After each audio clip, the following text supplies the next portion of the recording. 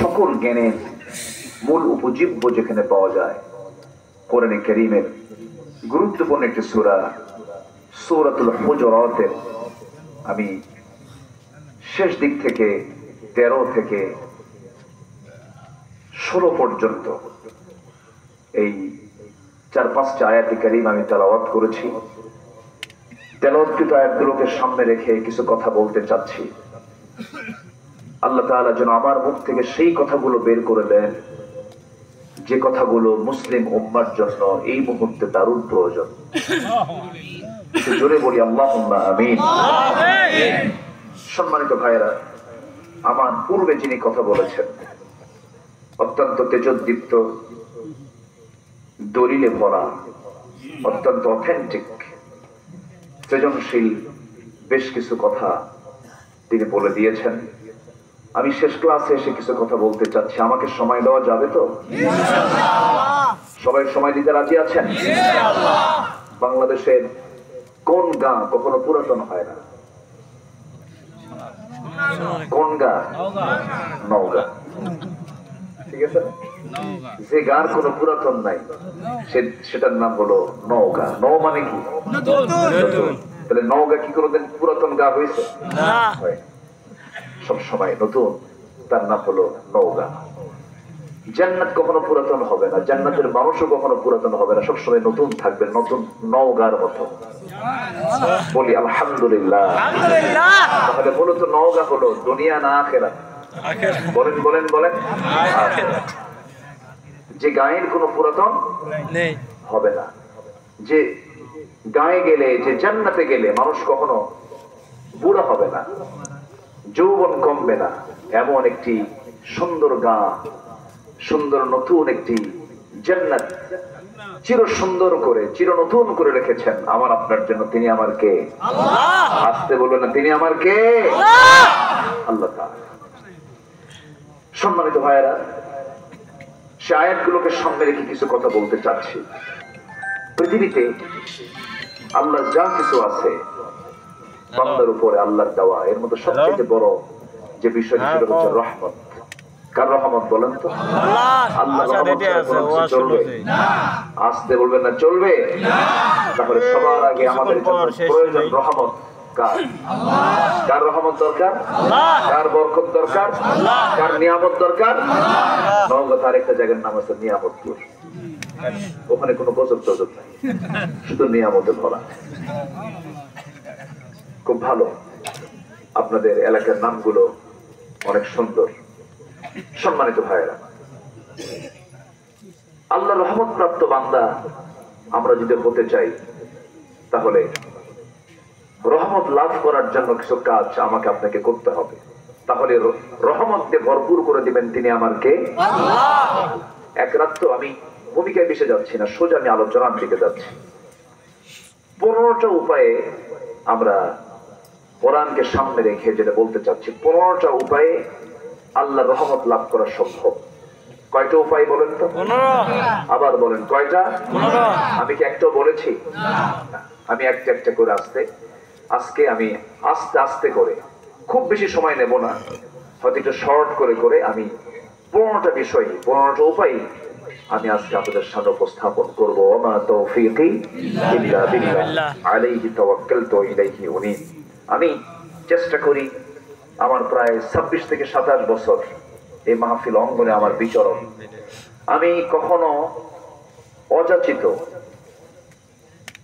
অতিরিক্ত, বেহুদা বাজে কোনো শব্দ বা বাজে কোনো বাক্য, বাজে কোনো ওয়ার্ড আমি আমার আলোচনায় নিয়ে আসি না। কারণ ইমানদার হতে হলে নামাজের পরে যে গুণটা থাকা দরকার সেটা হলো ওয়াল্লাযীনা হুম আনিল লাগযি মুরিদুন, যারা বাজে কথা, অতিরঞ্জিত কথা যারা মুখ থেকে যারা এড়িয়ে রাখবে, যাদের মুখ থেকে বের হবে না, যারা বাজে কথা থেকে মুখটাকে হেফাজত করবে, তারা হচ্ছে মুমিন। বলি আলহামদুলিল্লাহ। মানুষের গুনাহ হয়, যত অঙ্গ আছে মানুষের দেহের ভিতরে সবচেয়ে বেশি গুনাহ হয় দুটো অঙ্গ দিয়ে, একটা হলো জিহ্বা আর একটা হলো গোপনাঙ্গ। এই দুটো অঙ্গকে যদি কেউ নিয়ন্ত্রণ করতে পারে, জান্নাত তার হাতের মুঠোয়।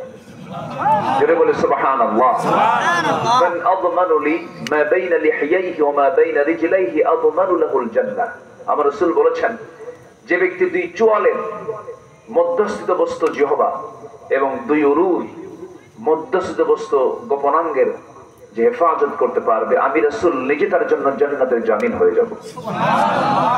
তাহলে অযাচিত কোনো কথা মুখ থেকে যেন না বের হয়, অপ্রয়োজনীয় একটা ওয়ার্ডও যেন না বের হয়।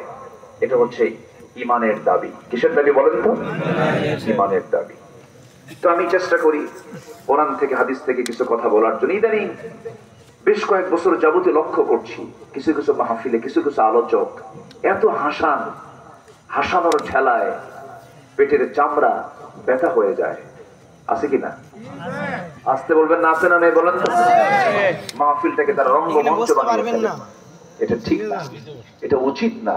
কারণ এই জায়গায় থাকবে কান্না কম না কান্না বেশি? বলেন কান্না কম না কান্না বেশি? এই দুনিয়াতে এসেছি আমরা মূলত হাসতে না কাঁদতে। আসল হাসবো কোথায় গিয়ে বলেন তো? আসল আনন্দ করব কোথায় গিয়ে বলেন? সম্মানিত ভাইরা, আসুন আমরা আল্লাহর রহমতটা পাবো কেমনে একটু খুঁজে খুঁজে বের করি কোরআন থেকে। নাম্বার 1, আমরা তাকওয়া অবলম্বন করব, ভয় করব। জীবনে এক জায়গায় ভয় করব, সেটা হচ্ছে কে? আসতে তিনি কে বলেন তো? আল্লাহ রাব্বুল আলামিন। আল্লাহ রাব্বুল আলামিন বলেন সূরাতুল হুজুরাত আয়াত নাম্বার 13, মহান রাব্বুল আলামিন বলেন, ইয়া আইয়ুহান নাসু ইন্না খালাকনাকুম মিন যাকারিন ওয়া উনসা ওয়া জাআলনাকুম শুউবান ওয়া ক্বাবাইলা লিতাআরাফু ইন্না আকরামাকুম ইনদাল্লাহি আতকাকুম ইন্নাল্লাহা আলীমুন খাবীর। জোরে বলুন আল্লাহু আকবার। হে মানব মণ্ডলী, আমি তোমাদেরকে সৃষ্টি করেছি এক নর এবং নারী থেকে, এক পুরুষ এক নারী থেকে সৃষ্টি করেছি, অর্থাৎ আদম এবং হাওয়া থেকে সৃষ্টি করেছি, এবং বিভিন্ন গোত্রে ভাগ করেছি, বিভিন্ন ভাষা দিয়েছি যেন তোমরা একে অপরকে চিনতে পারো। চায়নায় চলে যাবে, চায়নার মানুষের চোখ নাক বলে দেবে এরা চায়না, এদের ভাষাও ভিন্ন। জাপান চলে যাবে, ভাষা ভিন্ন। ইন্ডিয়া চলে যাবে, ভাষা ভিন্ন। এই নগরের সব উপজেলার ভাষা কি একরকম নাকি বলেন? তাদের কম বেশি আছে না নাই? বর্ষার মানুষ, পাতাড়ির মানুষ, ওই যে জবাইবিলের মানুষগুলো, নিয়ামতপুর ছাত্রার মানুষগুলো, আপনি চলে যান আড্ডার দিকে, আপনি চলে যান ওই নগরের শেষ অঞ্চলের দিকে, এই এলাকার সাথে ওই ভাষার মিল আছে নাকি? মিল আছে? ওরা সালাম দিতে পারে না, আসসালামু আলাইকুম, আসসালামু আলাইকুম, আগে সালাইয়ার করে দুলাভাই পারে না, হয় না। একই জেলা, কিন্তু আল্লাহ পাক ভাষাকে চেঞ্জ করে দিয়েছেন। কেন? যে ওই এলাকার মানুষ যখন আপনার এলাকায় আসবে তখন ভাববেন যে এটা তো ওই পাতাড়ি থেকে, আড্ডা থেকে আসছে। আল্লাহ পাক এটাকে পাসওয়ার্ড করে দিয়েছেন, আঞ্চলিক পাসওয়ার্ড, যেন চিনতে যেন ভুল না হয়। সম্মানিত ভাইরা, এই যে মানুষের পরিচয় বহন করে, কেউ বলে আমি চৌধুরী, কি বলে, আছে না এরকম? আছে না? কেউ বলে আমি হলাম চৌধুরী, কেউ বলে হাওলাদার, কেউ বলে প্রামাণিক, কেউ বলে মন্ডল, কেউ বলে সরকার, কেউ বলে সর্দার, কেউ বলে মোগল, কেউ বলে পাঠান, কেউ বলে সৈয়দ, মির্জা, কত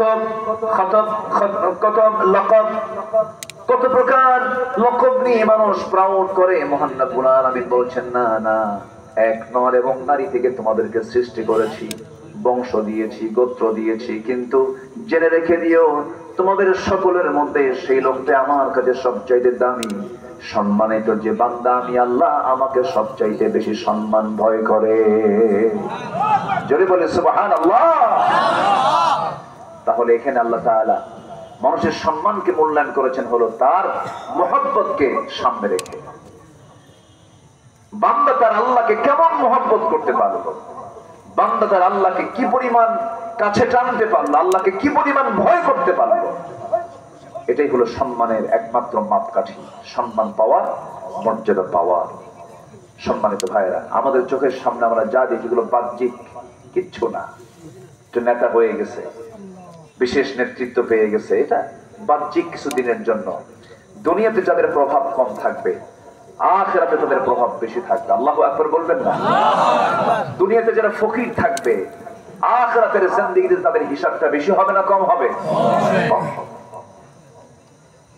টাকা আছে, টাকা বেশি আছে, যার হিসাবও বেশি, তার টাকার সঙ্গে হজের সম্পর্ক, টাকার সঙ্গে যাকাতের সম্পর্ক। অতএব আল্লাহ আমাকে যা দিয়েছেন অথবা যা দেন নাই, দুঃখ আফসোসের কোনো কারণ নাই, বুক উঁচু করে বলতে হবে আলহামদুলিল্লাহ। আল্লাহর রহমত পেয়ে যাব আমরা। সম্মানিত ভাইরা,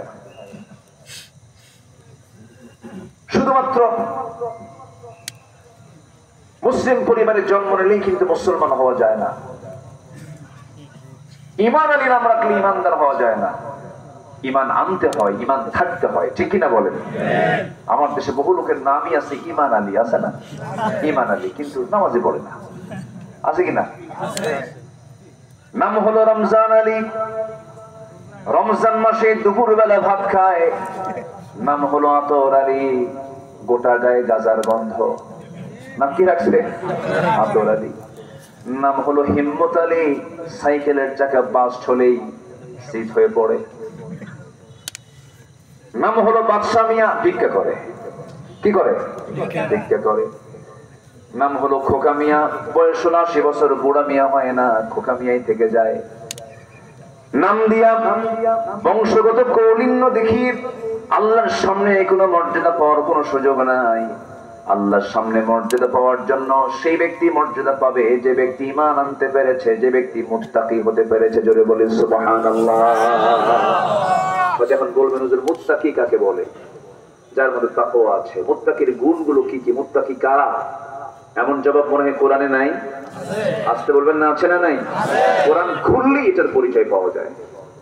যারা পারেন ঠোঁট মিলিয়ে বলুন, হুদাল লিল মুত্তাকিন আল্লাযীনা ইউমিনুনা বিল গায়বি ওয়া ইউকিমুনাস সালাতা ওয়া মিম্মা রাযাকনাহুম ইউনফিকুন والذين يؤمنون بما أنزل إليك وما أنزل من قبلك وبالآخرة هم يوقنون أولئك على هدى من ربهم وأولئك هم المفلحون جل قولون الله أكبر মুত্তাকি কারা? যাদের মধ্যে 5টা গুণ পাওয়া যাবে তারাই হলো মুত্তাকি। 5টা গুণ আছে যার, সে হলো মুত্তাকি। নাম্বার 1 হলো আল্লাহকে বিশ্বাস করতে হবে, দেখে না, না দেখে। আসতে বলবেন না, দেখে না, না দেখে। দুনিয়াতে দেখবো না, কিন্তু দেখবো কোথায় গিয়ে? বলেন জান্নাতে। বলেন কোথায় গিয়ে দেখবো? কোথায় গিয়ে দেখবো? সবার কি জান্নাতে দেখার শখ আছে? সবাইকে দেখতে চান? নামাজ না পড়ে, হ্যাঁ, নামাজ পড়ে দেখতে হবে। নামাজ না পড়ে কি দেখার সুযোগ আছে? নামাজ পড়েই দেখতে হবে। কিন্তু দুঃখ লাগে, নামাজ আমার দেশের মুসলমান শতকরা 5 জন নামাজ পড়ে, আর বাকি 95 জন নামাজ পড়ে না। বেনামাজির নেতা আছে না নাই বলেন তো? আচ্ছা বলেন তো, আমার দেশে এমন কিছু নেতৃত্ব কি নাই যে নেতৃত্বে নামাজ লাগে না? আছে কিনা বলেন? আছে কিনা বলেন? তাকে প্রমাণ করার জন্য শুধু আপনি মিলায় নিবেন। অনেক দল কিন্তু জনসভার ডাক দেয়, ধরেন নওজোয়ান মাঠে, না আছে নাকি? নওজোয়ান মাঠে জনসভার ডাক দিল। জনসভা 11টায় সব কর্মীরা হাজির হলো। জোহর গেল, আসর গেল, মাগরিব গেল, খালি বক্তৃতার ঠেলায় খালি কাঁপতেছে সবকিছু। আগুন ঝরানো বক্তৃতা হচ্ছে। জোহর গেল, আসর গেল, মাগরিব গেল, কোন নামাজের কর্মসূচি নাই। নেতা নিজেও নামাজ পড়লো না, কর্মীরাও নামাজ পড়লো না। যে দলের দলীয় কর্মসূচিতে জাহান্নাম থেকে বাঁচানোর জন্য নামাজের কর্মসূচি থাকে না, সেই নেতৃত্বের মুখে আমরা থুতু মারি, জুতা মারি, দরকার নেই। আমাকে আগে জান্নাত পেতে হবে। কি পেতে হবে বলেন? জান্নাত পেতে হবে। জান্নাত পেতে হবে কি? নামাজ ছাড়া না নামাজ সহ? দুঃখ লাগে, বুকটা ফেটে যায়, মাত্র 5 জন নামাজ পড়ে আর বাকি 95 জন পড়ে না। আমার দেশে বিড়ি খাওয়ার লোক তো নাই, বিড়ি খুব কম লোক খায়। হ্যাঁ, বিড়িতে স্বাস্থ্যের জন্য খুব ভালো না? হাই রে, বিড়ি খায়। বিড়ি খাওয়ার সাইজ দেখে মনে হয় জন্মই হয়েছে বিড়ি খাওয়ার জন্য। আছে না নাই বলেন? এত বিড়ি টানে, এত খাওয়া খায়। বহুদিন আগে এক মাহফিল ছিল আমার দেশে তো বহু গ্রাম, 14 গ্রাম, চট্টগ্রাম, ওইদিকে 20 গ্রাম আছে না? মাত্র 20 গ্রাম, 20 গ্রামে এক মাহফিলে গেলাম। আমি জান্নাতের নিয়ামতের আলোচনা করছিলাম। জান্নাতের মধ্যে এই নিয়ামত গুলো থাকবে, জান্নাতের ঝর্ণা থাকবে, জান্নাতের মধ্যে 4টা নহর রাখবেন আল্লাহ পাক, মধুর, দুধের, শরাবের, পানির। এরকম লম্বা সময় আমি আলোচনা করছিলাম। হঠাৎ করে এক বুড়া চাচা সামনে থেকে দাঁড়ায় বলে, হুজুর জান্নাতের তো বহু নিয়ামতের ওয়াজ করলেন, কিন্তু একটা চিন্তা আমার ভিতরে খুব বেশি তাড়া করছে। কি হুজুর? জান্নাতের সবই আছে, বিড়ি কি পাওয়া যাবে না? কথা কি বুঝতেছেন আপনারা? ওনার ভিতরে ওই অখাদ্য কুখাদ্যের দিকে এত মহব্বত হয়ে গেছে যে তার টেনশন, জান্নাতের সব পেলেও বিড়ি যদি না পায় আমার জান্নাতের জান্নাত থাকবে না। সম্মানিত ভাইরা, এই জাতি নামাজ পড়ে না। কত বড় একটা অপরাধ এটা!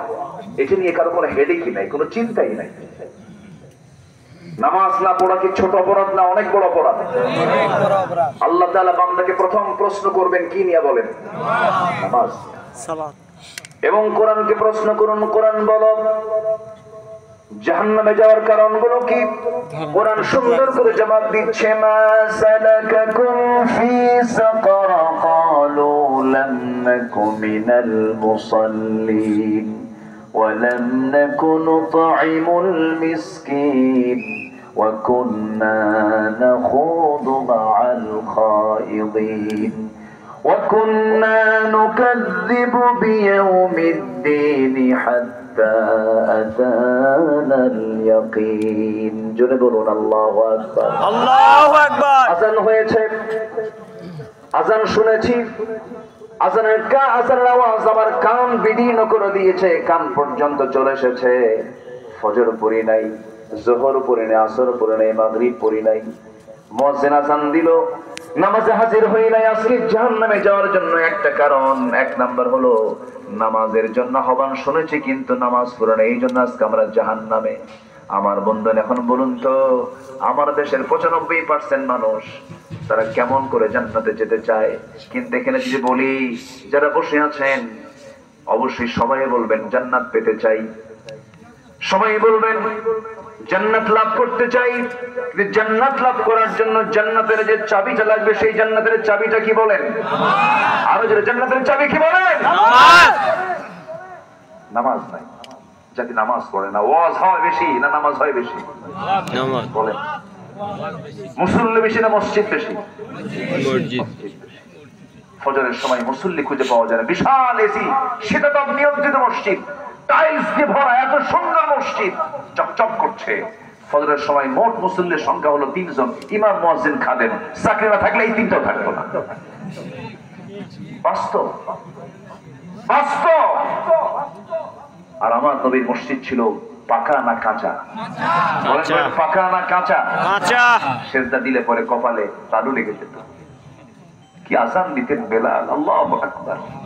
এই তো কয়েকদিন আগে আল্লাহ পাক আমাকে মক্কা মদিনা যাওয়ার সুযোগ দিয়েছিলেন, গিয়েছিলাম। এখন তো 15-20 লক্ষ মুসলমান একসঙ্গে জামাতে নামাজ পড়তে পারে মদিনায়, কিন্তু এই মদিনার মসজিদ এত বড় ছিল না। ছোট্ট একটা মসজিদ, 2টা এতিমের কাছ থেকে রাসূল কিনে নিয়েছিলেন জায়গা। খেজুর পাতার ছাউনি আর খেজুর গাছের কাণ্ড দিয়ে রাসূল মসজিদ বানিয়েছিলেন। সেই মসজিদের খালি মুখে বেরোনোর আযানটা আল্লাহর আরশ আজিম পর্যন্ত পৌঁছে গেছে। সুবহানাল্লাহ। ভাইরে, এত বড় নিয়ামত জান্নাত আমি নামাজ না পড়ি পাবো, এটা কেমন করে আশা করি আমরা? বলে কেমন করে আশা করি? দুনিয়ার জিন্দেগিতেও তো যদি আপনি বিসিএস ক্যাডার হতে চান, কত পড়াশোনা করতে হয়, কত স্টাডি করতে হয়। দুনিয়ার জিন্দেগিতে একটা ব্যবসাকে প্রতিষ্ঠিত করার জন্য রাতকে রাত দিনকে দিন পরিশ্রম করতে হয়, কত চিন্তা ফিকির, কত বুদ্ধি খাটাতে হয়। আর সর্বনিম্ন একটা জান্নাত, 10টা পৃথিবীর মধ্যে একটা জান্নাত আল্লাহ পাক আপনাকে দিবেন নামাজ না পড়ে, কেমনে সম্ভব? তাহলে ইমান মজবুত হবে নামাজ না পড়ে না নামাজ পড়ে? অনেকে হুজুর আগে ইমান ঠিক করি, এরকম আছে না? বলুন, কাকে কি ঠিক করি? ইমান ঠিক না, নামাজ পড়েই কি ঠিক হবে? ইমান ঠিক হবে। সবাই কি নামাজ পড়তে রাজি আছেন? ইনশাআল্লাহ। মনে হয় কষ্ট দিচ্ছি আপনাদেরকে? না। আমার নবীজির জীবনে কোনো নামাজ কাজা ছিল?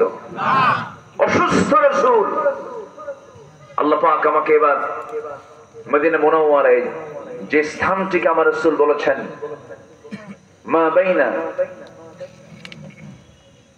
মা বাইনা বাইতি ওয়া মিম্বারি রাউদাতুম মিন রিয়াদিল জান্নাহ, আমার ঘর এবং ওই মিম্বার যেখানে আমি খুতবা দেই, এই মাঝখানে যে জায়গাটা, এই জায়গা হলো জান্নাতের টুকরা।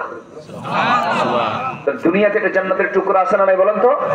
আছে। বলেছেন মুহাম্মদ সাল্লাল্লাহু আলাইহি ওয়াসাল্লাম। আল্লাহ পাক আমাকে এবার দীর্ঘ সময় ওখানে বসে থাকার তৌফিক দিয়েছিলেন, দীর্ঘ সময়, অনেক লং টাইম। এটা আমার দেশের কিছু প্রবাসী ভাইদের একটু চান্স দেওয়ার কারণে হয়েছে।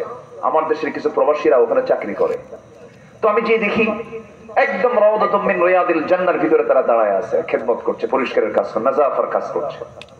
আমাকে দেখি চিনছে, ওয়াজ শুনে, হুজুর আপনি আসছেন?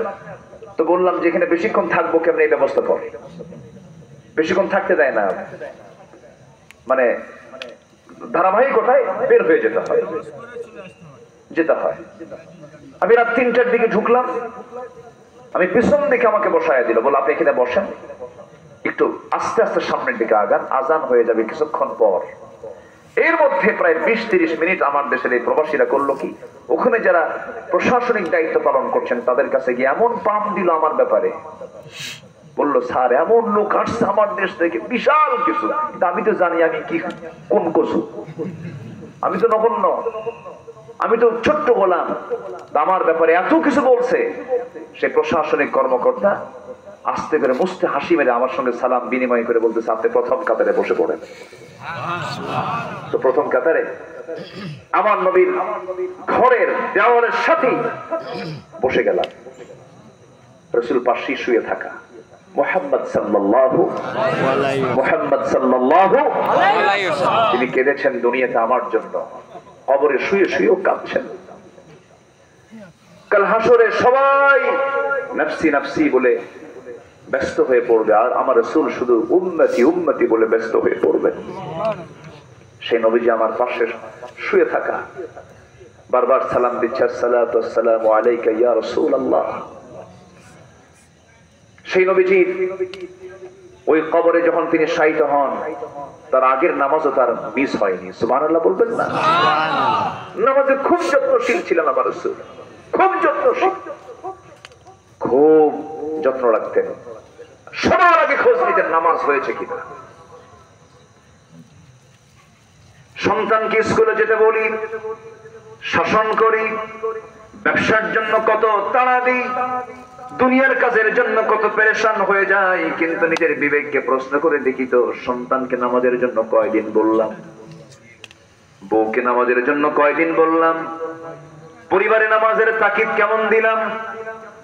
সন্তানগুলো নামাজ পড়ে না, সন্তানগুলো কাঁদলে ধরে বসে চোখের পানি ফেলে ফেলে বলবেন আমার কলিজার টুকরা সন্তানরা, তোরা যেমন আমার সাথে আজকে এই দুনিয়াতে একই ছাদের নিচে তোরা সময়টা কাটায় দিলি, আমি তোদের সঙ্গে জান্নাতে একই ছাদের নিচে একসঙ্গে সময় কাটাতে চাই, একসঙ্গে জান্নাত যেতে চাই, নামাজটা পড়।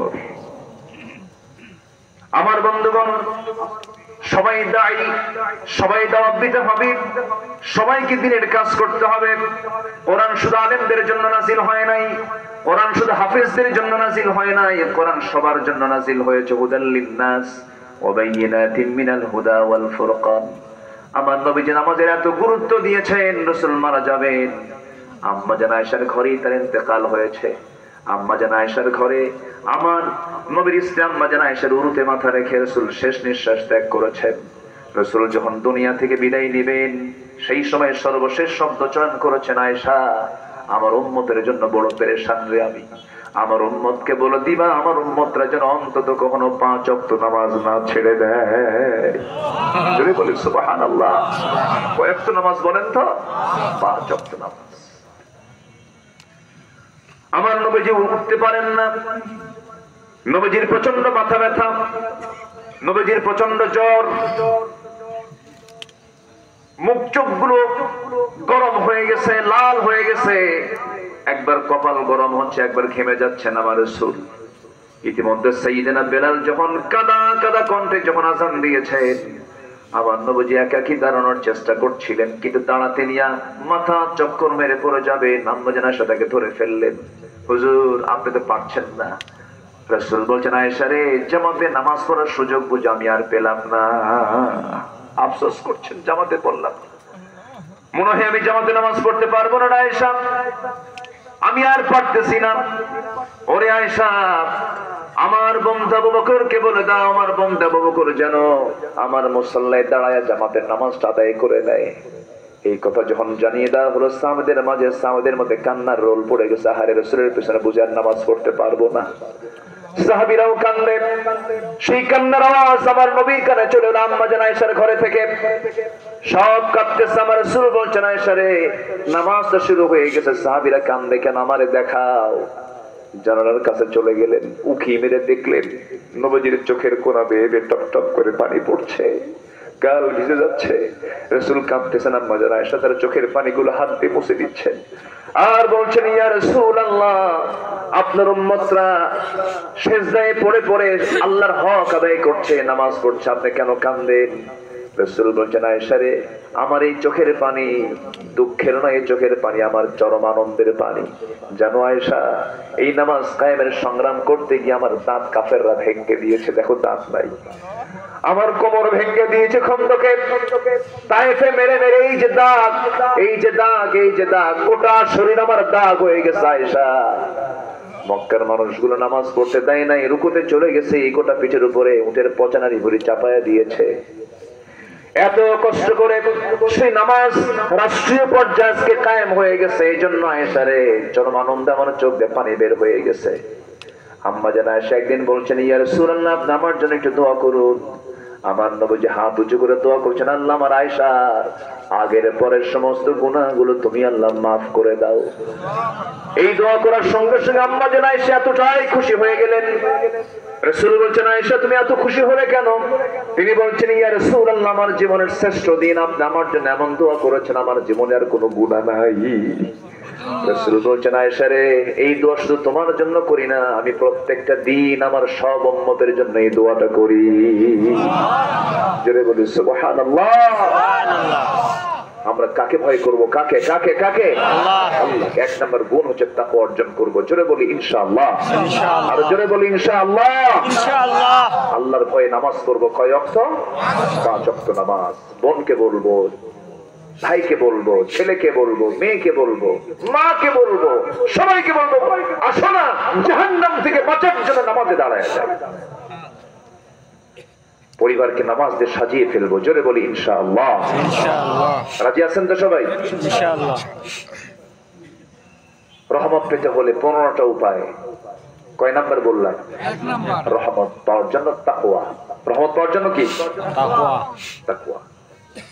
নাম্বার 2, আমি খুবই খুশি একটা লোক নড়াচড়া করছেন না। এত ভদ্রচিত আচরণ আপনাদের আমাকে খুবই আনন্দ দিচ্ছে। আমি খুব তৃপ্তি বোধ করছি। এত রাত হওয়ার পরেও একটা লোকের কোনো নড়াচড়া নেই। আমি আল্লাহর শুকরিয়া আদায় করছি, আলহামদুলিল্লাহ। এটা যেন শেষ পর্যন্ত অব্যাহত থাকে, আল্লাহ কবুল করুন। জোরে বলি আমিন। কারণ শ্রেষ্ঠ জায়গা হলো এখন কোরআনের মাহফিল। এর চাইতে শ্রেষ্ঠ জায়গা দ্বিতীয় কোথাও নাই। এখান থেকে উঠে যাওয়া মানে আমার জন্য প্লাস না মাইনাস? মাইনাস। আমরা মাইনাস পজিশনে যেতে চাই না। বসুন, আমরা থাকবো। ঘড়িটা আজকে দেখবে কি? আপনি দেখবেন না আমি দেখবো? বলেন বলেন, ঘড়ি দেখার দায়িত্ব কারে দিবেন? আমাকে দিবেন তো? জি, জুমার দিন খতিব খুতবা দেয় আর ঘড়ি দেখে মুসল্লি আছে না? 1:31 বাজে লিখে হুজুর তাড়াতাড়ি শেষ করেন, ঘড়ি দেখতেছে। এগুলো বেকুব, ঠিক না? সম্মানিত ভাইয়েরা, একটু আমাকে সময় দেন। সময় লাগবে তো, যেহেতু উঠেছি বসে একটু কথা বলবো ইনশাআল্লাহ। রাজি আছেন তো ইনশাআল্লাহ? আপনি আমার কথাগুলো শুনছেন না, আমার প্রত্যেকের শব্দ চয়ন, প্রত্যেকটা কথা আগামীকালকের ভিতরে কোটি কোটি মানুষের কাছে আমার এই আলোচনার মেসেজটা সব জায়গায় চলে যাবে। একটু বসো।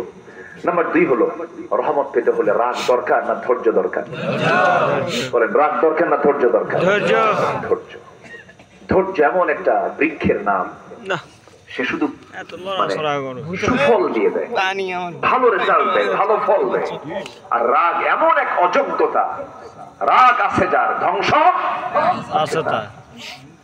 কয়েকদিন আগে এক মহিলা আমারে ফোন দিয়ে বলে, হুজুর আমার স্বামী সকালেও তালাক দেয়, বিকেলেও তালাক দেয়, হুজুর আমি কি আসি না নাই? আমি কি জবাব দেবো বলেন? বলে, হুজুর আমার সকালেও তালাক দেয়, সন্ধ্যাও তালাক দেয়। মানে এত রাগ, সব রাগ খাটাই হলো বইয়ের উপরে তালাক দিয়া। কি দিয়া? এরকম বিকুব মার্কা লোক আছে না নাই? যে স্বামীর মুখে বারবার তালাক শব্দ আসে, ওর পিছনের দিকে না ওই যে পাশের যে ডাল থাকে, ওর কি বলে এলাকায়, সবগুলো এক জায়গায় করে কাঁচা কমছি কি এলাকায় কয় কিনা, এটা দিয়ে একটু সাইজ করা দরকার। এই শব্দ কেন চয়ন করবেন আপনি? এটা তো মারাত্মক শব্দ। লাস্টে ঠিকই কান্দে, তালাক তালাক দিয়ে আবার পরে ফোন দেবে, হুজুর রাগের মাথায় 100 তালাক দিছে। আর কি ফেরানোর সুযোগ আছে? কেন হুজুর, বাচ্চা কাচ্চা আছে, উপায় তো নাই। হুজুর একটু দেখেন তো, কোনো কিছু পেঁয়াজ পুষ লাগে কিছু করা যায় নাকি? এই আছে না নাই? আছে না নাই? আছে। আচ্ছা, একটা মানুষকে জব করে মেরে ফেলছেন, আর কি তাজা করতে পারবেন না? এগুলো করবেন কেন? এটা তো আইন, এটা আপনার মুখের একটা আইন। আপনি শব্দ বের করা মানে আপনি আইন প্রয়োগ করেছেন, এটাকে রদ করার কোন সুযোগ নেই। অসংখ্য পরিবার স্বামী স্ত্রী পরিচয় বহন করা, অথচ তারা জিনা করছে, জিনা করছে, জিনা করছে। আছে না নাই? আছে। এগুলো কিসের ফসল? ধৈর্য না রাগের? রেগে যাবেন, হেরে যাবেন। মেম্বার ইলেকশন, মেম্বারের দায়িত্ব পালন করে যে বসে আছেন, এই জন্য মনে হল চেয়ারম্যান মেম্বার যারা হয় তারা কি রাগী হলে হবে? তোর জানতে হয় কত গালি যে শুনতে হয়, শুনি না যা কয় শুনবই। ধৈর্য ছাড়া আপনি কিচ্ছু করতে পারবেন না। আচ্ছা বলেন তো, চেয়ারম্যান বড় না চেয়ারম্যানের বউ বড়? আসতে কয় বলেন। হাই রে বইয়ের ভক্ত সব, মাশাআল্লাহ ভালো। বউ ভক্ত আমার রাসূল ছিলেন মুহাম্মদ সাল্লাল্লাহু আলাইহি ওয়াসাল্লাম। রাসূল বউ ভক্ত ছিলেন, খুব ভালোবাসতেন, খুব মহব্বত করতেন। রাসূল শেষ নিঃশ্বাস ত্যাগ করেছেন কার কোলে? আয়েশা স্ত্রীর কোলে, বইয়ের কোলে মাথা রেখে শেষ কথা স্ত্রীর সঙ্গে বলে দুনিয়া থেকে বিদায় নিয়েছেন। পারিবারিক সূত্র ছিল মুহাম্মদ সাল্লাল্লাহু আলাইহি ওয়াসাল্লাম। পারিবারিক বন্ধনে তিনি আবদ্ধ ছিলেন। পরিবারকে সময় দিবেন। স্ত্রী একটা সম্পদ, স্ত্রীকে সম্মান করবেন, স্ত্রীকে মর্যাদা দিবেন। আপনি আপনার স্ত্রীকে মর্যাদা দিবেন, আপনার সন্তান আপনার মাকে সম্মান দিবে, তার মাকে সম্মান দিবে, আপনার আব্বা আপনাকে সম্মান দেবে। এগুলো ব্যালেন্স করবো আমরা। ধৈর্য এক জায়গায় না সব জায়গায়? আসতে বলবেন, এক জায়গায় না সব জায়গায়? সব জায়গায়, সব জায়গায় ধৈর্য। দেখেন ধৈর্যের চ্যুতি ঘটলে কি হয়। ছাত্ররা কোটা বিরোধী আন্দোলন চালাচ্ছে, এই কোটার সংস্কার যেটা হবে না, মেধার যাচাই করে আমাদেরকে আমাদের যোগ্যতার মূল্যায়ন করা হোক। আন্দোলন করলো, আন্দোলন চলতেছে তুঙ্গে, হঠাৎ করে একদিন বলেই ফেললো রাজাকার নাতিপুতিরা চাকরি পাবে।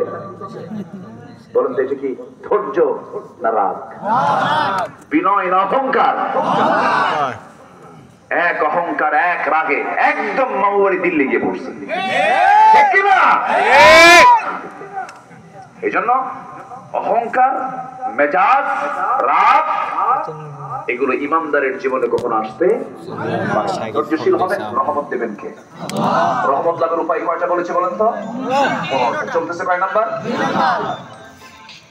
রাগ করা যাবে না, ধৈর্যের পরিচয় দিতে হবে। স্বামী স্ত্রীর মধ্যে কোনো দ্বন্দ্ব লেগেছে, প্রায় কিন্তু এই দ্বন্দ্বগুলো লেগে যায়, এই ক্ষেত্রে বেশি ধৈর্যের পরিচয় দেবে স্বামী না স্ত্রী? অনেকে চুপ করে আসো, আপনি রাখবেন না? বলেন তো, স্বামী স্ত্রীর মধ্যে লিডারকে বউ না স্বামী? ইমামকে বউ না স্বামী? লিডার আপনি হবেন, আবার ধৈর্য ধরবেন না, আপনি কেমন? আপনাকে ধৈর্যশীল হতে হবে। মেয়েদের মুখ থেকে হঠাৎ অবাঞ্ছিত কথা বের হয়, মেয়েদের ভারসাম্যহীন হয়ে যায় তারা। অনেক সময় দেখবেন কিছু হলেই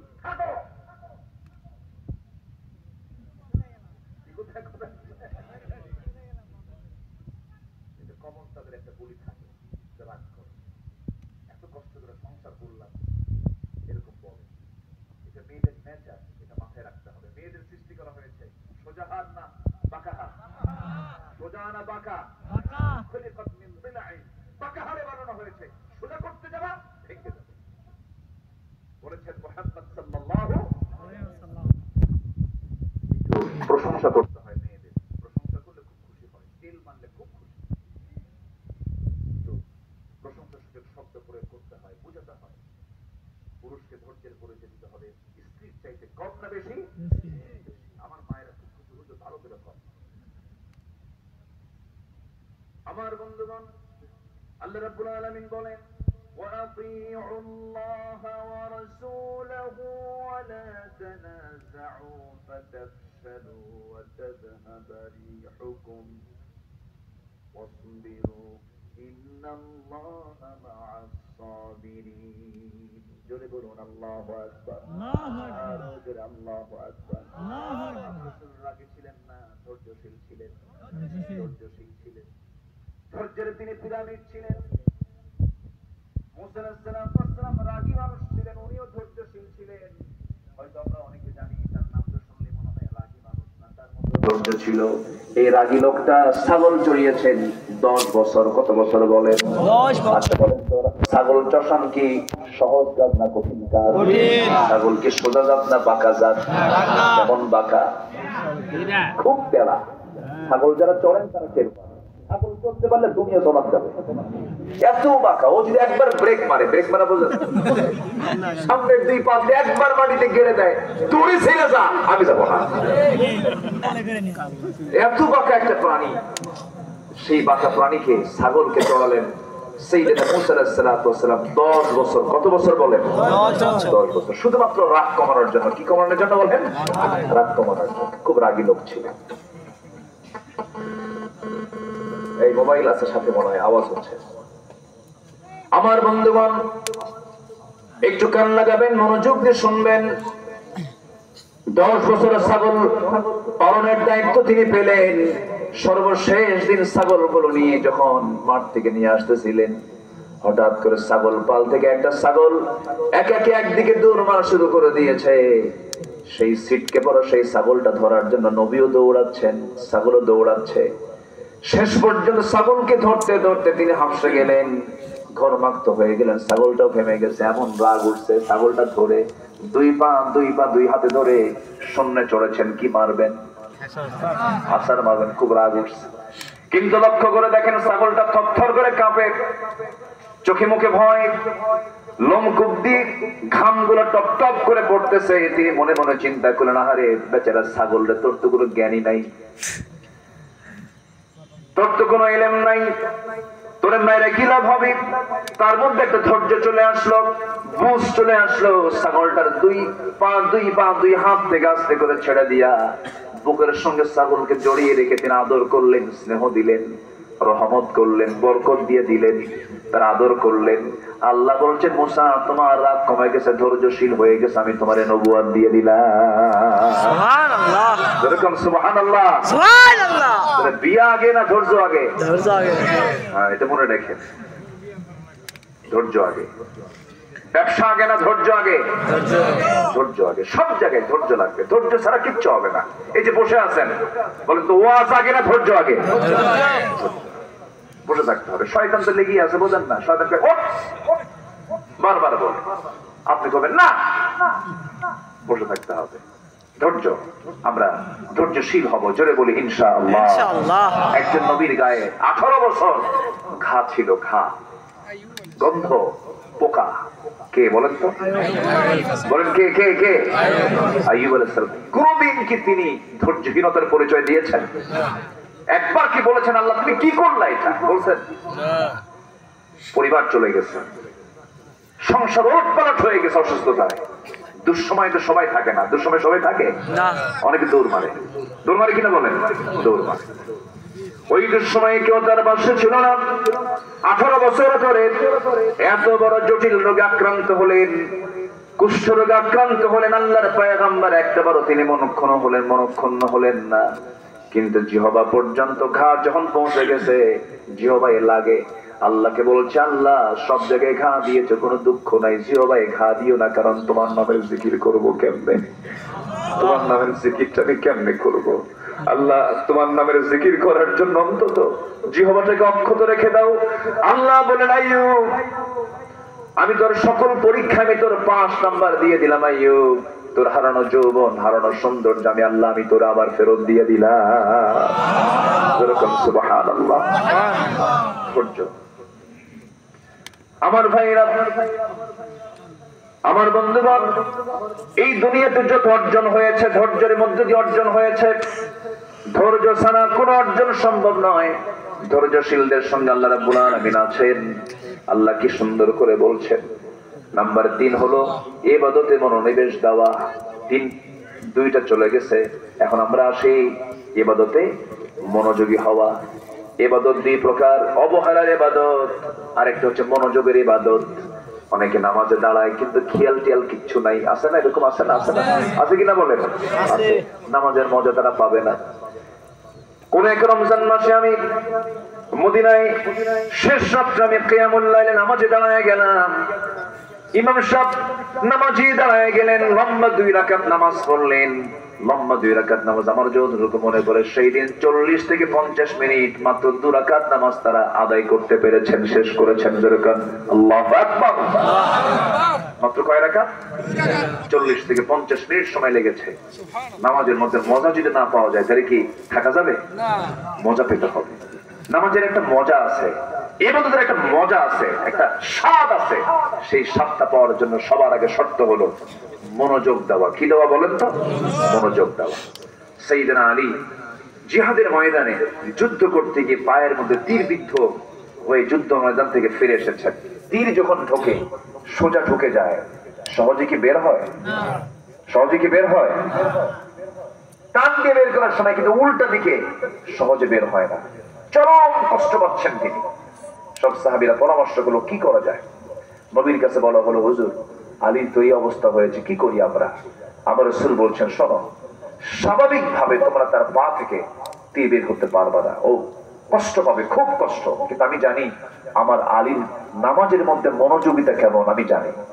তোমরা আলীকে নামাজে দাঁড়াতে দাও, নামাজের মধ্যে তোমরা তার পা থেকে টান মেরে তীরটা বের করে নিবা। এটা আস্তে কোন সুবহানাল্লাহ, আর জোরে কোন সুবহানাল্লাহ। নামাজের মধ্যে তো মশা পড়লে পরে আছে কিনা? আছে। আর নামাজ যদি একটু লম্বা করে, সূরা লম্বা করলে তার কোনো লোকপাত চলবে না, তাই না? তখন মানে কি গলার একটা আওয়াজ, হুজুর শেষ করেন না। মনোযোগ, মনোনিবেশ হতে হবে। والذين هم للصلاة والذين قد أفلح المؤمنون الذين هم في صلاتهم خاشعون। খুশুর সাথে অত্যন্ত মনোযোগ দিয়ে নামাজ পড়তে হবে। আমার নবীজির এমন সময় গেছে ঘন্টার পর ঘন্টা চলে গেছে শুধু একটা সেজদা করে। সুবহানাল্লাহ। সেজদার ভিতরে সেজদা দিলে জবাব দেন কে? আস্তে জবাব দেন কে? আপনি সেজদার মধ্যে আপনি যা চাবেন আল্লাহ তাই কবুল করবেন। কেন কবুল করবেন না? তিনি কবুল করার জন্য তিনি তো আছেন, তিনি তো আমার কবুল করবেন। আমি ডাকবো, আমার ডাকে সাড়া কে দিবেন? কে দিবেন? আল্লাহ দিবেন। কিন্তু মনের মতো করে চাইতে হবে, মনোযোগ দিয়ে চাইতে হবে। আমরা সকল ইবাদতে আমরা মনোযোগী হব, জোরে বলি ইনশাআল্লাহ। আল্লাহ রাব্বুল আলামিন বলেন ওয়া মা উমিরু ইল্লা লিয়া'বুদুল্লাহা مخلصين له الدين حنفاء ويقيموا الصلاة ويؤتوا الزكاة وذلك دين القيمة জোরে বলুন আল্লাহু আকবার। ইখলাস ঠিক থাকতে হবে, একমাত্র আল্লাহর জন্যই সবকিছু করতে হবে। চোখের পানি বারবার ফেলার চেষ্টা করতে হবে কার সামনে বলেন? আল্লাহর পছন্দের বান্দা তো তারাই। আল্লাহ রাব্বুল আলামিন বলেন ওয়াল্লাযীনা ইয়াবিতুনা লিরাব্বিহিম সুজদান ওয়া কিয়ামা والذين يقولون ربنا اصرف عنا عذاب جهنم إن عذابها كان غراما إنها ساءت مستقرا ومقاما জোরে বলুন আল্লাহু আকবার। ইমানদার বান্দা তো তারাই, আল্লাহ রহমানের প্রিয় বান্দা তো তারাই। রাত যখন গভীর হয়ে যায় নরমাল বান্দাগুলো ঘুমিয়ে পড়ে, বিশেষ বান্দাগুলো সিজদায় পড়ে পড়ে টুকরে টুকরে শিশু বাচ্চার মতো হাউমাউ করে কাঁদে আর বলে আল্লাহ আমারে মাফ করে দাও, অমুক দিন গুনাহটা করছি, অমুক দিন পাপটা করছি, অমুক দিন আমি অমুক পাপের সঙ্গে জড়িয়েছিলাম, আল্লাহ তুমি আমারে মাফ করে দাও। চোখের পানিগুলো যদি আল্লাহর ভয়ে যদি কোনো বান্দা ফেলতে পারে, 7 সমুদ্রের পানি দিয়ে জাহান্নামের একটা কিরণা কেউ নিভাতে পারবে না। কোনো বান্দা যদি একমাত্র আল্লাহর ভয়ে 1 ফোঁটা চোখের পানি যদি ফেলতে পারে, ওই 1 ফোঁটা চোখের পানি আল্লাহ রাব্বুল আলামিন 7টা জাহান্নাম নিভায়া দিয়ে তার জন্য 8টা জান্নাত খুলে দিবে। আমরা কাঁদবো কার কাছে ভাই? আসতে বলবো না, কাঁদবো কার কাছে? আল্লাহর কাছে। দিল খুলে কাঁদবো আমরা, মন খুলে কাঁদবো আমরা, ফুপে ফুপে কাঁদবো আমরা। আল্লাহর কাছে সব অভিযোগ গুলো দেব, আল্লাহর কাছে সব প্রস্তাবনা গুলো দিয়ে দেব, আল্লাহর কাছে সব কোশ্চেন গুলো আল্লাহর সামনে হাজির করে বলবো আল্লাহ তোমার কাছে যা চাইলাম তাও দাও, যা চাই নাই তা প্রয়োজন তাও দিয়ে দাও। আমাদের চাওয়ার জায়গা বলুন তো একমাত্র কার কাছে? আসতে বলবেন না, কার কাছে? আল্লাহর কাছে। আল্লাহর কাছে আমরা চাবো, অত্যন্ত মনোযোগ দিয়ে চাবো, গুরুত্বের সঙ্গে চাবো। তাহলে 1 নম্বরে চলে গেল তাকওয়া, নাম্বার 2 হলো ধৈর্য, মনে থাকবে সবার। নাম্বার 3 হলো ইবাদতে মনোনিবেশ দেওয়া, মনোযোগ দিয়ে ইবাদত গুলো সম্পূর্ণ করা। নাম্বার 4 হলো আল্লাহর সন্তুষ্টির জন্য আল্লাহর পথে দান করা। দান করব কার জন্য? আসতে বলবেন না, কার জন্য? আল্লাহর পথে আমরা আল্লাহর সন্তুষ্টির জন্য দান করব। من ذا الذي يقرض الله قرضا حسنا فيضاعفه له أضعافا كثيرة والله يقبض ويبسط وإليه ترجعون জোরে বলুন আল্লাহু আকবার। আরো জোরে আল্লাহু আকবার। আমি আল্লাহর পথে কেন দান করব? আল্লাহ পাক কি আমাকে দেয় নাই? আল্লাহ আমাকে দেন নাই? কি কম দিয়েছেন না অনেক দিয়েছেন? কম দিয়েছেন না বেশি দিয়েছেন? আল্লাহর দেওয়া কি আমার আপনার জন্য কি কম না অনেক বেশি? মাথা থেকে পা পর্যন্ত একটু তাকায় দেখেন কি আল্লাহ পাক দেন নাই, সব দিয়েছেন। আসলে আমরা দোয়া করে দিই নাকি? হ্যাঁ, তো যে 2-1 জন করে ওঠে, কি সমস্যা কি বুঝলাম না?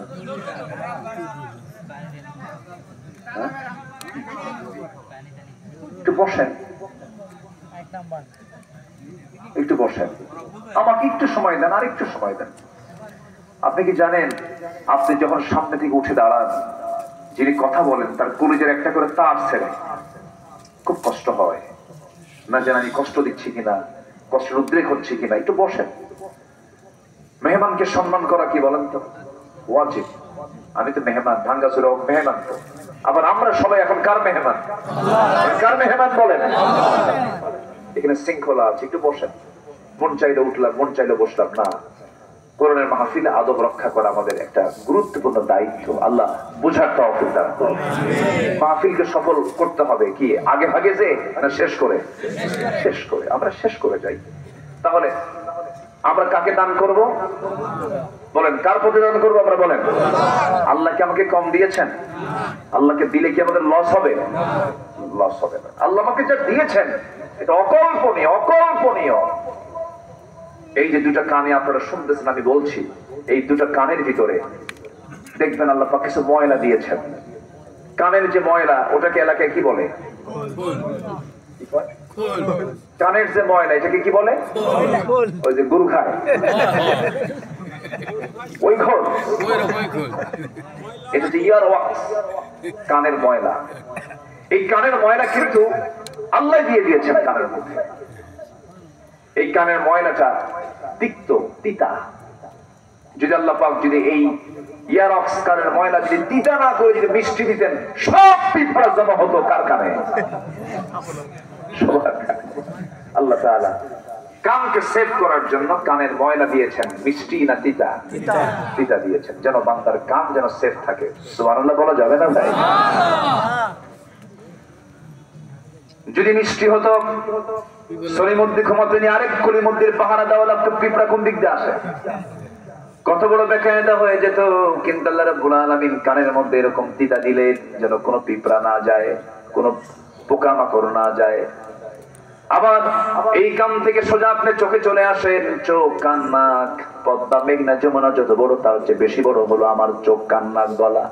অনেক বড় ডিপার্টমেন্ট এটা, ইএনটি ডাক্তার যারা তারা বুঝেন কত বড় নিয়ামত তিনি দিয়ে দিয়েছেন। দেখেন চোখ, আল্লাহ রাব্বুল আলামিন কত বড় নিয়ামত দিয়ে দিয়েছেন। এই চোখের পানি আল্লাহ রাব্বুল আলামিন লবণ করেছেন না মিঠা করেছেন? বলেন বলেন, কি করেছেন? লবণ করেছেন, খরা করেছেন। কিন্তু আমরা খাই কি পানি? কি পানি খাই? কিন্তু চোখের পানি কি হয়ে যায় বলেন? মেশিন ছাড়া। মেশিন ছাড়া লবণ হয়? তাহলে মেশিন আছে না নাই? বলেন, প্রত্যেক চোখে মেশিন আছে না নাই? বলেন। আমি খাচ্ছি মিঠা, আর চোখে জমা হচ্ছে কি পানি? লবণ পানি। লবণ পানি জমা হচ্ছে, লবণ করে দিয়েছেন, চোখটাকে লবণ পানিতে ভাসমান করেছেন। মাঝে মাঝে চোখের কোনা দিয়ে ঘুম থেকে ওঠার পরে কাতরানো চোখের কোনা দিয়ে সাদা সাদা যে সমস্ত জিনিসগুলো আমরা ময়লাগুলো দেখি, এটা হলো চোখের মলম, চোখের অয়েন্টমেন্ট। আল্লাহ রাব্বুল আলামিন যেদিন বান্দা পৃথিবীতে জন্ম নিয়েছে, মৃত্যু পর্যন্ত প্রত্যেকটা দিন বান্দার চোখকে ভালো রাখার জন্য, জীবাণু মুক্ত করার জন্য চোখের পানিকে আল্লাহ পাক লবণ করে স্থায়ী মলমের বন্দোবস্ত করে দিয়েছেন। আমার বন্ধুগণ, প্রতি মিনিটে মানুষ 15 থেকে 20 বার পলক ফেলে। 15 থেকে 20 বার পলক ফেলে। এই পলক শুধু পড়েই না, বরং প্রতিটা বার পড়ার সময় অস্ত্র থেকে লিকুইড ছড়িয়ে দেয় পুরো চোখে। এর ফলে চোখ থেকে আর্দ্র ধুলাবালি, ক্ষতিকর জীবাণু থেকে মুক্ত। পলক হলো চোখের প্রাকৃতিক ওয়াইফার, যা ঘুমের মধ্যেও চোখের সুরক্ষা নিশ্চিত করে। প্রতিদিন আমাদের চোখে গড়ে 1 মিলিলিটার অস্ত্র তৈরি হয়, যা স্বচ্ছ অথচ অত্যন্ত কার্যকর এক তরল পদার্থ। এই অস্ত্রের মধ্যে থাকে লাইসোজাইম নামের এক প্রাকৃতিক অ্যান্টিবায়োটিক, যা চোখকে ব্যাকটেরিয়ার আক্রমণ থেকে রক্ষা করে। যখন মানুষ বেদনায় ভারাক্রান্ত হয় আর আল্লাহর ভয়ে কাঁপতে থাকে, তখন বান্দার চক্ষু বেয়ে বেয়ে কি পড়ে বলেন? পানি বের হয়, অস্ত্র বের হয়, গালের উপর দিয়ে চলে আসে। এই অস্ত্র আবার চোখের বাইরের অংশে পুষ্ট অক্সিজেন সরবরাহ করে। কর্নিয়াতে রক্তনালী থাকে না, তাই চোখকে রক্ষা করার জন্য শুকিয়ে যাওয়া সেই ব্যাকটেরিয়া ক্ষয় রোধ করে সংক্রমণ থেকে, ব্যাকটেরিয়া আক্রমণ থেকে বান্দার চোখ আল্লাহ রাব্বুল আলামিন সম্পূর্ণ জীবাণু মুক্ত করে দেন। জোরে কোন সুবহানাল্লাহ। কে চালান? চোখকে চালান, চোখকে চালান। আর চোখ দিয়ে দেখে কে? আল্লাহ দেখে না? চোখ চালান কে? আর চোখ দিয়ে দেখে কে? বান্দা। আল্লাহ চোখ চালায় না, কি সুন্দর করে চালিয়ে দিয়েছেন। আমাদের 2 চোখে প্রায় 27 কোটি 40 লক্ষ ফটো রিসেপ্টর নামক নিয়োজিত শ্রমিক আল্লাহর হুকুমে তারা সর্বক্ষণ কাজ করছে। 27 কোটি 40 লাখ ফটো রিসেপ্টর। আল্লাহু আকবার। কোন কথা? কিভাবে এই চোখকে আল্লাহ পাক আমাকে সাজিয়ে দিয়েছেন, সুন্দর করে আমাকে দেখিয়ে দিয়েছেন, দেখার সুযোগ দিয়েছেন। এই চোখ দিয়া আপনি নারীর দিকে তাকাতে অস্থির হয়ে যাচ্ছেন, নারীর জন্য পাগল হয়ে যাচ্ছেন, অথচ যে চোখ আল্লাহ বানিয়েছেন শুকরিয়া আদায় করব নারীর না আল্লাহ? আল্লাহ। এই চোখ যদি না থাকতো আমি দেখতেই পারতাম। অবদান কার? অতএব আমরা দান করব কাকে? কার পথে খরচ করবো? কার পথে খরচ করবো বলেন? আল্লাহর পথে। এই জন্য মাঝে মাঝে সৃষ্টিগুলোকে নিয়ে একটু গবেষণা করতে হয়। আল্লাহ পাক বান্দাকে এই জন্য বলছেন, কি সুন্দর করে দেখেন, ألم نجعل له عينين ولسانا وشفتين وهديناه النجدين জোরে বলুন আল্লাহু আকবার আরো জোরে বলুন আল্লাহু আকবার আমার বন্ধুগণ আল্লাহ বলছেন বান্দারে আমি টানা টানা দুইটা চক্ষু দিলাম সুন্দর দুটি ঠোঁট দিলাম আবার সুন্দর একটা জিহ্বা দিলাম জিহ্বাকে আল্লাহ পাক শুকনা রেখেছেন না ভিজা রেখেছেন বলেন বলেন বলেন মানুষজন ঘুমায় তখন বুঝে শুকনা হয়ে যায় না আরো বেশি ভেজা থাকে ভেজার ঠেলায় বালিশ ভিজা শেষ কি ঠিক কিনা বল বালিশে কি পড়ে বলেন কি পড়ে লালা পড়ে আল্লাহু আকবার বলবেন না ভাই আল্লাহ সারা জীবন আমার জিহ্বাকে আল্লাহ পাক ভিজায় রেখেছেন সারা জীবন ভিজিয়ে রেখেছেন একটু শুকনা হলে রুচি আসে জ্বর হলে মুক্তিটা হয়ে যায় মুক্তি হয়ে যায় সব খাবার কি লাগে দিতে লাগে তখন বোঝা যায় যে হ্যাঁ লালার কি বরকত আর জিহ্বার স্বাদের কি মজা তখন টের পাওয়া যায় আল্লাহ পাক বলছেন বান্দা কি সুন্দর তোকে একদম সিদ্ধ করা জিহ্বা দিয়েছি ভিজানো জিহ্বা দিয়েছি এবং সে লালাতে কোনো স্বাদ রাখি নাই স্বাদ রাখলে তুই মিষ্টির স্বাদ পেতি না তুই পুটির স্বাদ পেতি না আজকে কমিটিতে খাওয়াইছে আমারে আল্লাহ তুমি জান্নাতে খাবার খাওয়াও খুব খাওয়াইছে আলহামদুলিল্লাহ একদম ভর্তা থেকে শুরু করে একদম সবকিছু কি খাবেন কি আপনি মানে দেখার ঠেলায় খাওয়া শেষ অনেক আয়োজন করেছে তারা এই যে এত প্রকারের স্বাদ কিন্তু জিব্বা কয়টা যদি এটা নাট বল্টু সিস্টেম হতো ব্যাগ ভর্তি 50টা জিব্বা নিয়ে যেতে হবে গরু গোশত খেলে নাট বল্টু দিয়ে লাগাও কি কথা বলছেন নাকি লাগাবেন কখন খাবেন কখন জিব্বা একটা হাজার খাবার সুবহানাল্লাহ বলেন সুবহানাল্লাহ আল্লাহ পাক কি নিয়ামত দিয়ে দিয়েছে জিহ্বা কয়টা আর খাবার অসংখ্য আল্লাহ রাব্বুল আলামিন বলছেন বান্দারে এত কিছু দিয়ে দিলাম এত নিয়ামত দিয়ে দিলাম তুই শুধু জবান খুলে নামাজে দাঁড়িয়ে বলবি জবান খুলে সবাই বলুন আলহামদুলিল্লাহি রাব্বিল আলামিন সবাই বলেন আলহামদুলিল্লাহি রাব্বিল আলামিন আর রহমানির রহিম مالك يوم الدين إياك نعبد وإياك نستعين اهدنا الصراط المستقيم صراط الذين أنعمت عليهم غير المغضوب عليهم ولا الضالين জোরে বলে আমিন আরো জোরে আমিন আরো জোরে আমিন আল্লাহ তাআলা যা সৃষ্টি করেছেন বান্দার অকল্যাণ না কল্যাণ কল্যাণ অকল্যাণ না কল্যাণ কল্যাণ আমার বন্ধুগণ সকল সৃষ্টিগুলো মানুষের সেবায় নিয়োজিত সকল সৃষ্টিগুলো মানুষের সেবায় নিয়োজিত আল্লাহ পাক মশা বানিয়ে দিয়েছেন মশা সেনা নাই বলেন নওগাঁ জেলায় মনে হয় মশা নাই মশার কামড়ে মানুষ মরে কিনা বলেন এডিস মশার কামড়ে মানুষ মরে যায় ডেঙ্গু হয় মানুষ মরে যায় ম্যালেরিয়া হয়ে মানুষ মারা যায় এই মশাটাকে সৃষ্টি করে দিয়েছেন তিনি আমার কে এই মশা বানিয়েছেন কে বলেন আল্লাহ বানিয়েছেন আজ থেকে ১৫০০ বছর আগে মশা নিয়ে আল্লাহ রাব্বুল আলামিন কোরআনে কথা বললেন কাফের মুশরিকরা বলল তোমার আল্লাহর কাজ নাই কেমনে কোরআনের মধ্যে মশার ওয়াজ করার কি দরকার মশার কথা বলার কি দরকার কিন্তু আজকে ওই মশাকে গবেষণা করে কত কি আবিষ্কার করেছে একটু খেয়াল করে দেখুন আমার বন্ধুগণ মশা যখন ঘরের মধ্যে আপনি কোথাও দেখতে পান না রাতের বেলা ঘুমিয়ে পড়ছেন চতুর্দিকে জানালা লাগানো লাইট দেখে দেখবেন কোথাও মশা নাই কিন্তু আপনি লাইট অফ করা মাত্রই যখন ঘুমাতে গেছেন মশারি টাঙ্গান নাই নাকের কাছে কানের কাছে সে সারেগামা পাদানিশা আছে কিনা বলেন ও দেখলো কেমনে আপনাকে আল্লাহ তাআলা মশার ভিতরে এমন একটা শক্তি দিয়েছেন ৭৫ ফুট দূর থেকে টের পায় এখানে কোন সলির মধ্যে শুয়ে আছে ৭৫ ফুট দূর থেকে আল্লাহু আকবার বলেন আল্লাহু আকবার আমি টের পাই না মশা ঠিকই খুঁজে পায় মশা যখন কারো শরীরে বসে ও কি বলে সলির মধ্যে আমি কিন্তু আসলাম কর আপনি কি টের পান না হঠাৎ করে আপনার দেহে মশাটা বসে পড়ে মশা বসে আগে হুল ফুটায় না আগে কি করে জানেন অ্যানেস্থেসিয়া করে কি করে অ্যানেস্থেসিয়া যারা মেডিকেলের ডাক্তার যারা অ্যানেস্থেসিয়া হচ্ছে আগে অজ্ঞান করে আগে ওইটুকু অংশ আগে অজ্ঞান করে সেন্সলেস করে এরপর গুলটা ফুটায় যায়, জায়গা মতো করে খায়া ও চলে যায়। আল্লাহু আকবার বলো। আল্লাহ পাক এমনি উদাহরণ দেন নাই। মশা এটা মারাত্মক একটা সৃষ্টি, অত্যাধুনিক প্রযুক্তি তৈরি হয়েছে মশার সৃষ্টি থেকে। মশার চোখ সাধারণ কোন চোখ নয়, এটা এক অত্যন্ত জটিল গঠনের কম্পাউন্ড আই। এটা মারাত্মক আল্লাহ তাআলার একটা সৃষ্টি। এটা মানে এটাকে গবেষণা করে অনেক কিছু তৈরি হয়েছে। কম্পাউন্ড আই, যেখানে শতাধিক ক্ষুদ্র লেন্স একসঙ্গে কাজ করে, এই জন্য সে চতুর্দিকে একসঙ্গে দেখতেও পারে। আজকে আধুনিক বিজ্ঞান ঠিক একই টেকনোলজি ব্যবহার করে ডিফেন্স ড্রোন, সেলফ ড্রাইভিং কার, রোবোটিক ভিশন সিস্টেমে এগুলো আবিষ্কার করেছে। প্রকৃতির এক ক্ষুদ্র সৃষ্টি হয়ে উঠেছে প্রযুক্তির বিশাল অগ্রগতি এক মূল অনুপ্রেরণা। অথচ আল্লাহ রাব্বুল আলামিন আজ থেকে ১৫০০ বছর আগে এই মশার উদাহরণ দিয়ে দিয়েছেন। যেরকম সুবহানাল্লাহ, ইন্নাল্লাহ লা ইস্তাহি আন ইয়াদরিবা মাসালান মা বাউদাতান ফামা ফাওকাহা। আল্লাহু আকবার।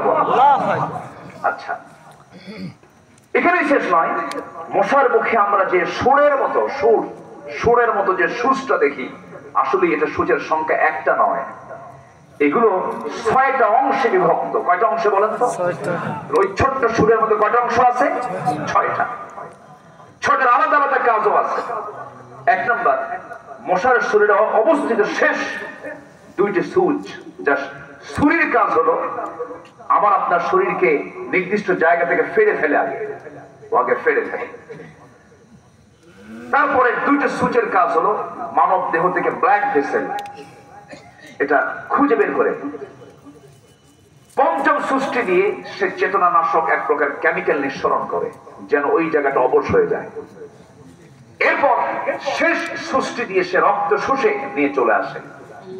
আর আশ্চর্যের বিষয় হলো এই জটিল এবং নিখুঁত ডিজাইন থেকে অনুপ্রাণিত হয়ে আধুনিক বিজ্ঞানীরা তৈরি করেছেন মসকিউটো ইন্সপায়ার্ড সিরিঞ্জ।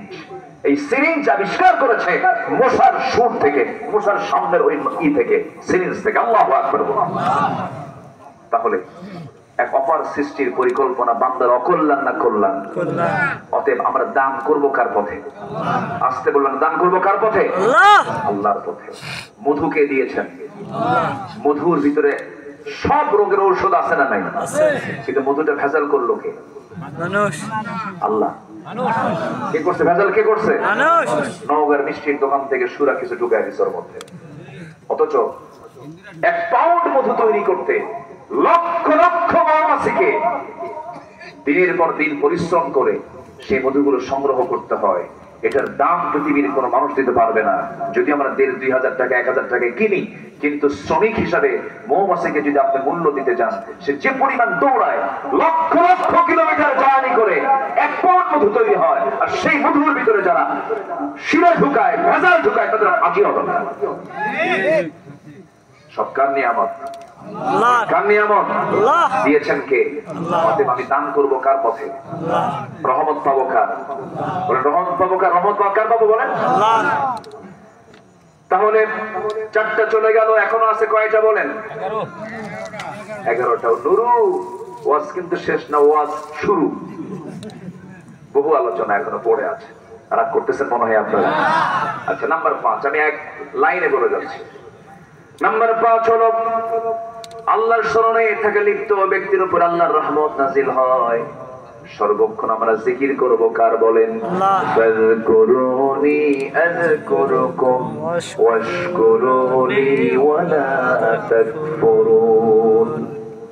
আল্লাযীনা ইয়াযকুরুনা আল্লাহা কিয়ামান ওয়া কুউদান ওয়া আলা জুনুবিহিম ويتفكرون في خلق السماوات والأرض ربنا ما خلقت هذا باطلا سبحانك فقنا عذاب النار جبرون الله أكبر জিকির করব আমরা, ফিকির করব আমরা, আল্লাহর সৃষ্টি নিয়ে গবেষণা করব, চোখের পানি ফেলে ফেলে আল্লাহর শুকরিয়া আদায় করব।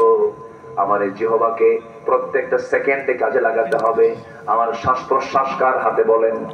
আসতে বলবেন না, কার হাতে? আমাদের প্রতিটি শ্বাসে প্রশ্বাসে জিকির হবে কার? জিকির করেন আল্লাহ আল্লাহ, লা ইলাহা ইল্লাল্লাহ, লা ইলাহা ইল্লাল্লাহ, আরো জোরে লা ইলাহা, লা ইলাহা ইল্লাল্লাহু মুহাম্মাদুর রাসূলুল্লাহ সাল্লাল্লাহু আলাইহি ওয়াসাল্লাম। নাম্বার 6 হলো আল্লাহর রহমত পাওয়ার জন্য যেই কাজটা করতে হবে সেটা হলো তওবা করা। তওবা করব কার কাছে? জোরে বলবেন, কার কাছে? একবার না বারবার? একবার না বারবার? যখন মনে হবে তখনই তওবা করে ফেলবো, আল্লাহর কাছে মাফ চেয়ে ফেলবো, সারেন্ডার করে ফেলবো। আল্লাহ, গুনাহ করেছি, তুমি আল্লাহ আমারে মাফ করে দাও। আমার গুনাহ বড় না আল্লাহ, আমার আল্লাহর রহমত বড়। কার রহমত বড়? কার রহমত বড়?